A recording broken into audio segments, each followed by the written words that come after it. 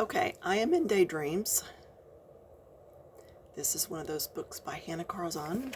It is a current book. What do you do when you start on a background and then you're just like ready to give it up? I really started going dark here, and now I'm to the point of, is there any quicker way to just get this going? I'm just so tired of going over, and now it looks like scribbles in a mess. So I was using the Gold Faber-Castell. This is a made in Germany pencil, number 137. I got it single stock once at a place that is no longer even in business. But anyway, so I thought, well, watercolor, marker, I don't know. So we're going to try the Derwent Inktense pencils. And if I come in here, there's the blues. I know there's some purples. I don't think it's a very good supply of purples. Yeah, so this one, this is another reason I swatched. That looks pretty good. We're going to try it. I didn't even try it on anything to try it out. I'm just going to go for it. So I've got you zoomed in. I've got a piece of plastic here to kind of keep working with. I've got an already dirty wash rag. I don't care. Anyway, I'm to the point. I want to get the picture done. I want to get that background finished. What am I going to do? So I'm going to get my paintbrush, and I just grabbed a couple from over here beside me. I still do love these soft grips. They've got the soft grip here, and then I'm going to use an angle, and we're going to wing it and see how this goes. Wing it, yeah, the owl. No pun was intended, but hey, if it works. So I am going to put out, I think I need to blow this up even more and let you see some of the progress and let you see my work surface. Because now I could work directly on my mat because it is a crafter's mat, but I'm going to work on the plastic instead. I don't know, just because. And we'll work on this and see if it blends, and then we'll work down in here some, see if I have to go ahead and do a layer all over, or can I just jump to it. The paper is pretty good, but I don't want to get this saturated. Okay, now in addition to my regular spray water bottle, I keep one of these little guys handy right here. It was from Joann's, and I think they come in a 3-pack, and I just cut just a little bit off the top there. So, am I still in camera for you? Yes, I am. All right, let's see what happens. I have this pencil, the Inktense, and I'm getting some water. You can see it kind of going up the brush, and I'm just going to paint on the tip here. Now what I'm doing is getting the water. See how the brush is turning a dark bluish color? That is the ink, because this is ink. This is not paint, it's not watercolor, it's ink.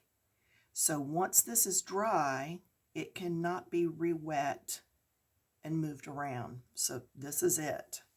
So I'm going to start right up here in between. I should have set my timer.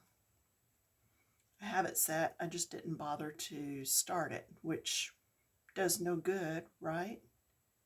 So, alrighty, almost there. That looks good.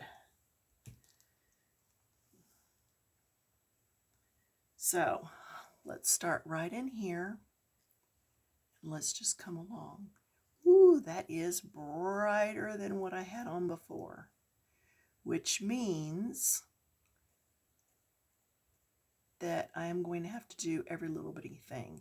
I thought that maybe in some of the smaller areas I wouldn't have to cover everything, but now it looks like I'll have to get in here and do around each one of these leaves.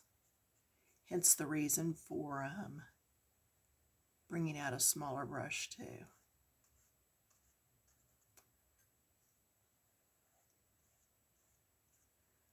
I've been also, when working on backgrounds now, I've started working on one that had a skull on it. Most of you that have been with me for a while know I just don't care for skulls that much. And I've even seen some beautiful books with sugar skulls, but I'm just not into them. So, all right, now here we can see it's not totally blending. So I'm experimenting with different ways to cover that up and camouflage it without running the page, because I also don't want to just pull the page out of the book. Usually there's something semi-pretty on the other side. But anyway, so that's another thing I'm working on. Now, how wet am I getting this? It has not gone through, and it's on the dedication to family. It's on that back page. So even if I totally wreck it, you know, it's wrecked, but okay, I'm going to get the smaller brush. I'm going to go back and I'm going to do the same thing. Just pick up a lot of that ink. Now, it probably would not be as dark if I used even more water, but I didn't want to get the book real wet, was why I was going on less water. But this is going to cover even the areas that I did not paint yet, as you can see from this. So I'm going to feather this out, meaning lighter and lighter as I get out, so that when I come back over it later, hopefully it won't streak. So just picking up more. This is going to be a process. I can tell you that right now. But I'm going to go ahead and YouTube this anyway, even though it's not my favorite thing to do, just because if there's people out there that are in the midst of a page and they're just like, I'm so over this, help, what do I do? They can watch this and they can see that, yeah, you can still go over it with stuff. It's doable. So again, these are the Inktense pencils. They are not watercolor, they are ink. I could have maybe used a watercolor if I had a color dark enough. I just wanted to go ahead and do the Inktense just because it was handy, and I knew that once it was dry, it would not reactivate. And I didn't want to have to worry about reactivating something, because it would be my luck that if I used regular watercolor, I would just pull it back up when it reactivated. And I didn't want to do that. Now, will this get easier as I go? Yes, I do think so. I'm just going to come up here and get real close to this owl's head. Now, if you color straight on your picture and then use the water to blend it out with the Inktense, if you don't get all of it totally saturated and it gets wet again, it will move around then. So the trick is to get it totally activated your first time through. So then after I've done that, I can come back in again with my big brush or my larger brush. Really pick up a lot of that paint. Just pick it up. Yeah, these brushes have lasted me forever. Of course, I don't use them a whole lot, but they're still lasting a good long time. Now, I know this is going to be dark when it starts out. But now, do you see how fast this is going to work up? As long as I keep going, I shouldn't get just a whole lot of streaks. There's more water on this than what I wanted, but hey, we're going to learn this together, right? Just using the tail end of the brush to move some of that water around. And it's sticking down in. I'm just pushing it down in there. I wondered about using some of the chalk pastels over the top, if I could just push it down in there and if it would cover. But then I get to thinking about all those little bitty areas down at the bottom. And I thought, I really don't want to go through all that. I don't want to go around all the little areas with a Q-tip with the chalk pastels. So that's when I decided I would do this instead. And I still may at the bottom go around all that with pencil one more time and see how that works. So is this a favorite way to do a background? No. Is it doable? Yes. It is doable. And once it's finished, I won't have to worry about how ripply it looked because I'll have worked through all the little divots in the paper. Now the only thing is, it will be a little bit, the paper will be ripply because it is watercolor, but I won't have to worry about how scratched up it looked before because it wasn't totally covering everything. Okay, so while I've got a bunch on this, I'm going to go ahead and move this all over a little bit more, see if we can do this, and I'm going to get across here, and I do have plastic underneath. Okay, see here, I'm just going to get around here. Yep, every now and then I get up in there.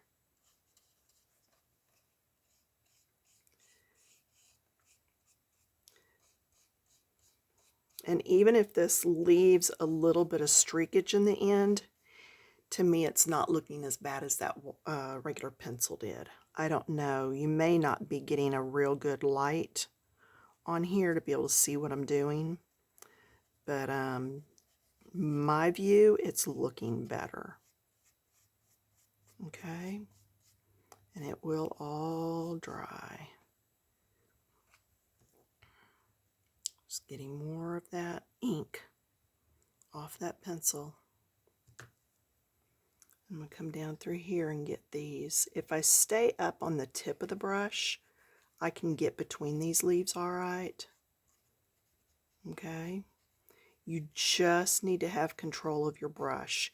If you're not a painter or you're not used to using a brush, go down a smaller size. It will save you some heartache. See, I get in there and I just wipe it out pretty quick.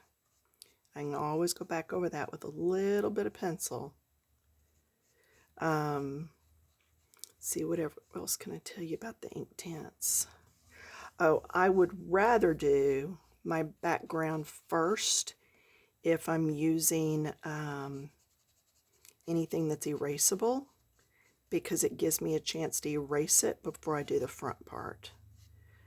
And if you're doing pastels, like I did the last video where I used pastels with y'all, if you will, it's like Fern said, if you will scrub those pastels into the paper, you do not necessarily need to go and seal that page.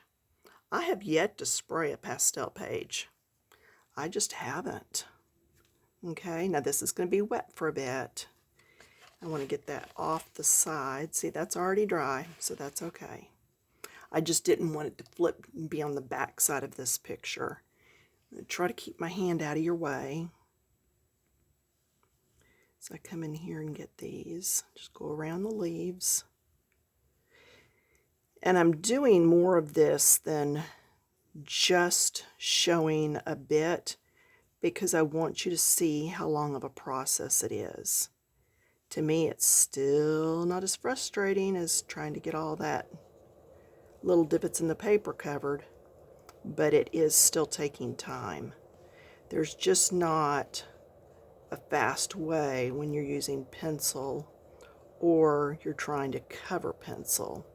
It's just going to take some time. One of these days I'm going to do a background like yellow and stuff and just go over the whole thing and then see how much the pencils cover. But obviously not on this one, not today. Okay, so you can see it is getting there. And just keep putting your little bit of water out. You can also take and just rub your pencil in the water and make your watercolor pile right there. But I usually prefer just to go ahead and do this. Now when it's time to sharpen the pencil, don't sharpen it right away. You need to make sure that pencil's dry before you start sharpening it. Otherwise you're going to end up with a big mess. The other thing too, you know how a lot of times we can't get into the seam of the book? Well, I am getting all the way down in there because I'm using a paintbrush. So if you have something like Inktense or watercolor and you know the color matches whatever color your background was, there's absolutely no reason you can't take that and get right down in your folds. Just get them done. And then you don't have to do the whole page that way, just the fold. If it really matches the color of the pencils or the background that you put on before. I think my next background, well, I hate to say, I wanna try some different things. I think my next one may be a wood grain. I've been working on a page that had a little house on it. And I'm thinking I want to wood grain the background. So it's going to be a stencil, I think, unless it's it might have been an etching block, and I'll have to paint it and then smush it down. But I'll show you how easy that is to work with too. But anyway, you can see it's getting there. It's just going to take time. So just keep going. I'm going to change back to the smaller, well, no, I'm going to finish this big area right here first, if I don't throw everything off the table. Now, could I color with this and then get it wet? Yes, but again, you're going to get a little bit of a different effect. And once I start one way, I usually stay that way with a page. But yeah, you could. In fact, hang on, don't get lost. I'm going to turn this book around so that I can get to it without going through what's wet. There we go. Pull the light back over. Y'all still with me? Let's work on this bottom part. Okay? I'm going to work on it. I'm going to get my little brush. I'm going to go ahead and get it wet.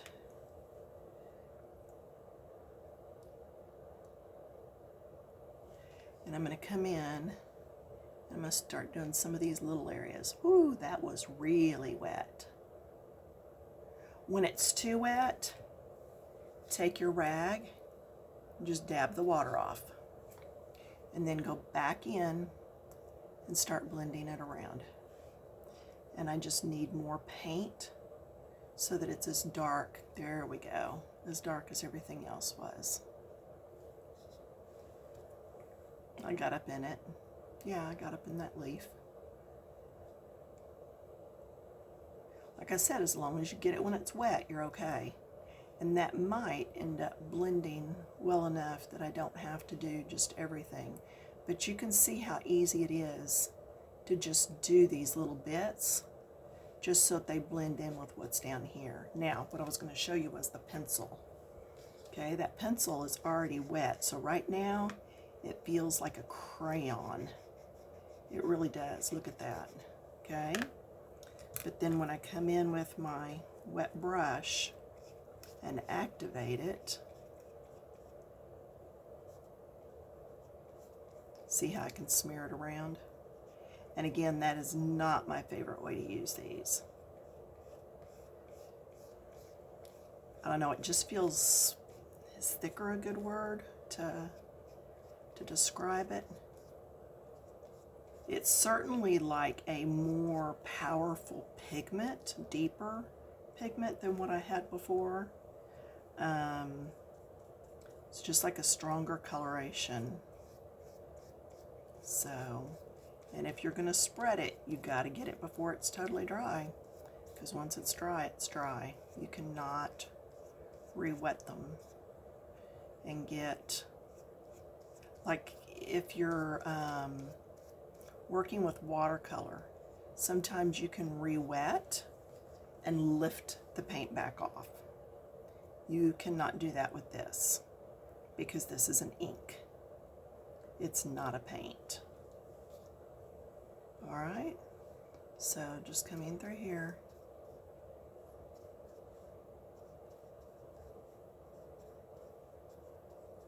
So give yourself time when you start one of these, because you probably would be better served if you finished it the same time you start it, just so that you're aware of how much water you're using, how much of the ink on the pencil you're using, and all those things, so that you don't get several different variations on it, if that makes sense. You want to keep it kind of looking the same or pretty well balanced. But yeah, I'm already liking this so much better than it was. Even though it's a little streaky, I'm still liking it so much better. I couldn't handle all the, it almost looked like I had just scribbled on it, which I gotta admit, I wasn't going in the same direction all the time because I was getting tired of working on it. I had put this guy away for a while.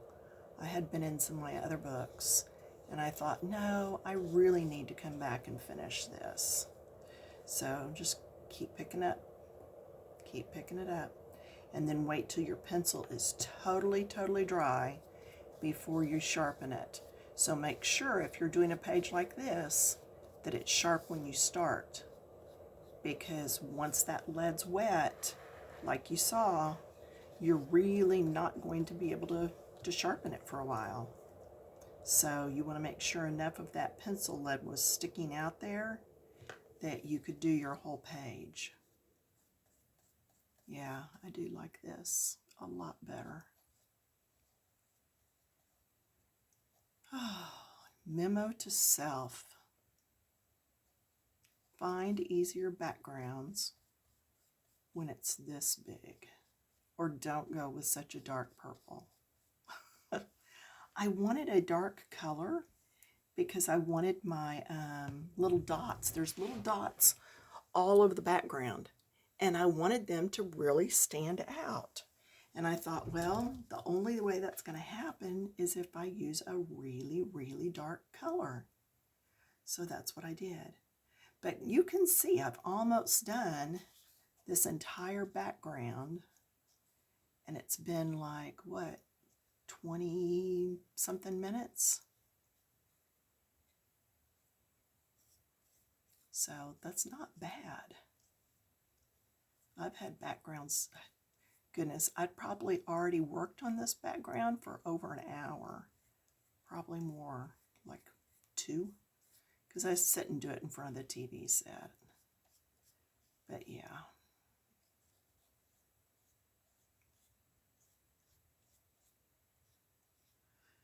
So how are y'all liking the background videos?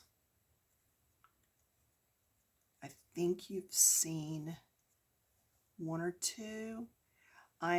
This is the last Monday in January right now for me.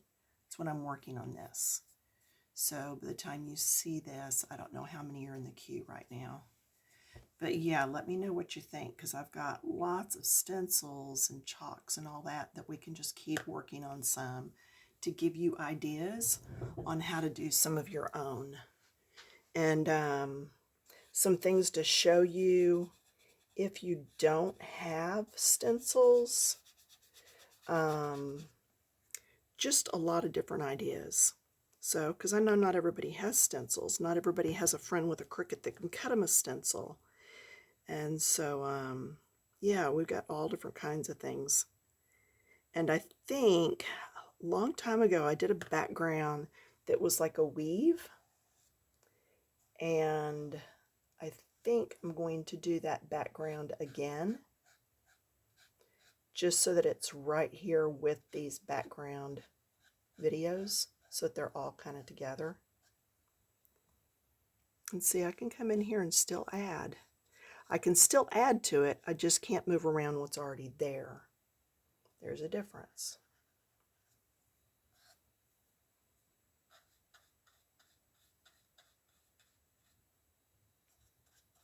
That's what I like, is being able to get down in there. Oh my goodness. That's a game changer for a lot of my pages. Just to find the right color ink, even if I have to mix them, or the right color watercolor, and to go back in there and do in the spine. Because I don't like bending my books open to get that spine done. I really don't. But this is so much easier. And yeah, it is, like I said, it is a little blotchy and stuff, but it's not near as bad as it was. And I'm going to sit and play with this until I finish it. Just the background though, you know what I'm saying? A lot of times when I get off camera, I'm like, okay, I'm done for a while. But even off camera today, I am going to go ahead and finish this one up. Just because I want to be able to finish the rest of the page later. And as I said before, if you're not used to watercolor or any kind of painting, use a smaller brush in the smaller areas. It's not the person with the biggest brush in a tiny area wins. That's not it at all, because you just saw how I got in that space, so I wiped it off. Okay? So keep working. And yeah, I guess that's about it for this time. Like I said, I've got to get in and get a bunch of these little areas, but that's perfectly doable. Okay? Alrighty, well, that's all I know for now. So I will talk to y'all in a few days, and you can see it is coming along, and it does look somewhat like a watercolor, and I am okay with that. I really am. Okay? All right, thanks for stopping by, and I will see you all later. Bye.